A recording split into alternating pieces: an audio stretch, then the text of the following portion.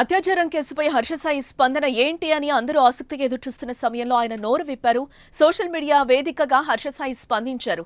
డబ్బుల కోసమే తనపై ఆరోపణలు చేస్తున్నారని, త్వరలోనే నిజాలు బయటకొస్తాయని చెప్పాడు. నా న్యాయవాది మీ ముందుకొస్తారంటూ హర్షసాయి తెలిపాడు. కేసుపై హర్షసాయి స్పందించిన హర్షసాయి కుటుంబ సభ్యులు కూడా అజ్ఞాతంలోకి వెళ్లినట్లుగా తెలుస్తోంది.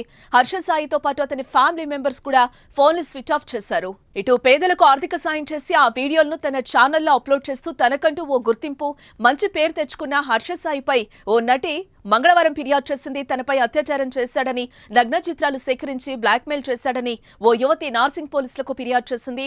అంతేకాక పెళ్లి చేసుకుంటానని నమ్మించి పెద్ద మొత్తంలో డబ్బు తీసుకున్నాడని ఫిర్యాదులో పేర్కొంది. ఆమె ఫిర్యాదుతో హర్షసాయిపై నార్సింగ్ పోలీసులు 376, 354 సెక్షన్ల కింద కేసు నమోదు చేశారు.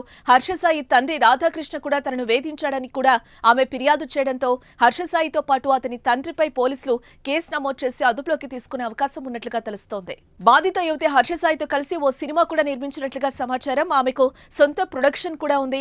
శ్రీ పిక్చర్స్ బ్యానర్ లో హర్షసాయి హీరోగా మెగా అనే మూవీని బాధితురాలు నిర్మించారు. బాధిత యువతి బిగ్ బాస్ ఓటీటీ కంటెస్టెంట్ గా చేశారు. హర్షసాయిపై యువతి ఫిర్యాదుతో తెలుగు రాష్ట్రాల్లో సంచలనంగా మారింది.